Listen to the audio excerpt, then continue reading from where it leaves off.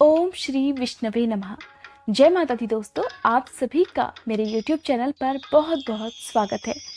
दोस्तों, आज की वीडियो में मैं आपको सुनाने वाली हूँ वैशाख पूर्णिमा के दिन सुनी जाने वाली व्रत कथा।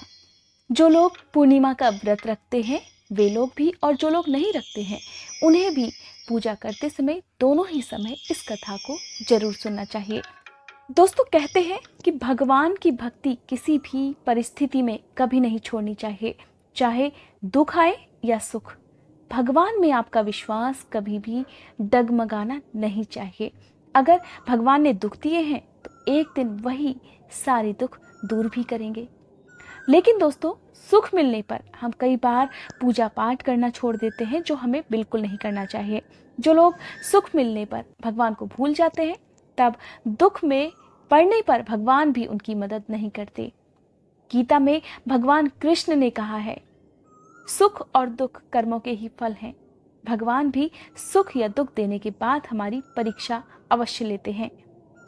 दोस्तों, आप पूरी श्रद्धा से, पूरे विश्वास से कोई भी व्रत करिए, कोई भी पूजा पाठ करिए, उसका फल आपको एक ना एक दिन जरूर मिलेगा। समय बेशक लगे, लेकिन एक दिन आपकी मनोकामना जरूर पूरी होगी। हे भगवान विष्णु, इस कथा को सुनने वाले और सुनाने वाले सभी भक्तों पर अपना आशीर्वाद बनाए रखना, उनकी सभी मनोकामनाएं पूरी करना। आइए दोस्तों, सुनते हैं वैशाख पूर्णिमा के दिन सुनी जाने वाली यह व्रत कथा। लेकिन दोस्तों, कथा शुरू करने से पहले आप सभी से अनुरोध है कि कमेंट बॉक्स में विष्णु भगवान की जय लिखकर कमेंट जरूर करें। पौराणिक कथा के अनुसार एक समय की बात है, किसी गांव में एक लकड़हारा अपनी पत्नी के साथ रहता था। दोनों बहुत गरीब थे, इसलिए लकड़हारा रोज जंगल जाकर लकड़ियां काटता और उन्हें बेचा करता था। जो भी रुपए मिलते उनसे वो अपने घर का खर्च चलाता था। लकड़हारे की जो पत्नी थी बहुत ही धार्मिक थी और नियम से सारे व्रत किया करती थी। हर पूर्णिमा के दिन स्नान और दान भी किया करती थी। वैशाख का महीना शुरू होने पर वो रोज नदी में स्नान करने जाती और नियम से विष्णु भगवान की पूजा करती, भोग लगाकर आरती करती थी और व्रत की कथा भी कहती थी। वह नियम से आंवले, केले और पीपल के पेड़ की पूजा भी किया करती थी। वैशाख के पूरे महीने पक्षियों को दाना और पानी भी देती थी और चींटियों को शक्कर भी खिलाती थी। दोनों बहुत गरीब थे, लेकिन दोनों भगवान विष्णु में अटूट श्रद्धा रखते थे। वैशाख महीना समाप्त होने को आया। इस महीने में लकड़हारे को लकड़ियों के बहुत कम दाम मिले, क्योंकि होता क्या था कि लकड़ियां बेचकर जो भी पैसा मिलता, लकड़हारे की पत्नी उसमें से कुछ पैसों से दान किया करती थी। पूर्णिमा के दिन ब्राह्मणों को भोजन कराया करती थी। अब लकड़हारे की पत्नी परेशान होकर सोचने लगी कि इस बार तो लकड़ियां बहुत कम दाम में बिकी हैं। अब मैं पूर्णिमा के दिन किस तरह दान करूंगी और 5 ब्राह्मणों को भोजन किस प्रकार करवा पाऊंगी।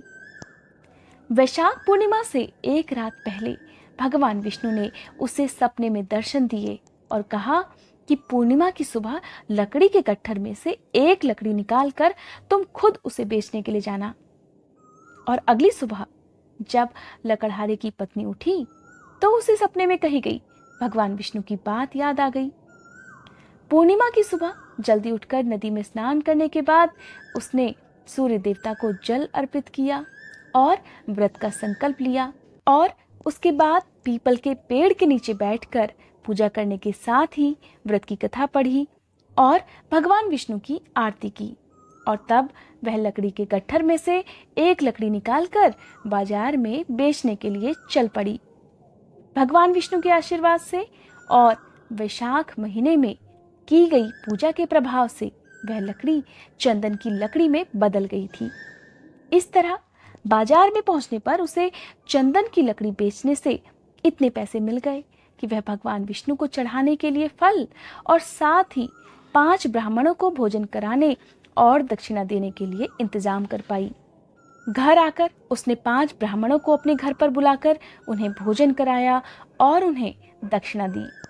5 ब्राह्मण उसे आशीर्वाद देकर विदा हो गए। उधर रोज की तरह वह लकड़हारा जब बाजार में लकड़ियां बेचने पहुंचा, तब उसका पूरा गट्ठर चंदन की लकड़ी में बदल चुका था। यह सब भगवान विष्णु का ही आशीर्वाद था। बाजार में एक जमींदार ने बहुत ऊंचे दाम देकर चंदन की लकड़ी का गट्ठर खरीद लिया और लकड़हारे को उस दिन चंदन की लकड़ियों के बदले बहुत सारे रुपए मिले। इस तरह लकड़हारे और उसकी पत्नी की गरीबी हमेशा के लिए दूर हो गई। उनके दुख के दिन हमेशा के लिए दूर हो गए। हे श्री हरि विष्णु, जिस तरह आपने लकड़हारे और उसकी पत्नी पर कृपा की, उसी तरह इस कथा को सुनने और सुनाने वाले सभी भक्तों पर अपनी कृपा करना। दोस्तों, यह थी वैशाख पूर्णिमा की व्रत कथा। उम्मीद करती हूँ ये कथा आपको पसंद आई होगी। अगर आपको आज की कथा पसंद आई हो तो लाइक करने के साथ ही कमेंट बॉक्स में विष्णु भगवान की जय लिखेगा और मुझे जरूर बताइएगा कि आपको ये कथा कैसी लगी। इसके साथ ही दोस्तों, अगर आप मेरे चैनल पर नए हैं, अगर अभी तक आपने मेरा चैनल सब्सक्राइब नहीं किया है तो चैनल जरूर सब्सक्राइब कर लीजिएगा। साथ ही बेल आइकन प्रेस करना मत भूलिएगा ताकि मेरे चैनल पर हर दिन अपलोड होने वाली वीडियोस की जानकारी आपको सबसे पहले मिल सके।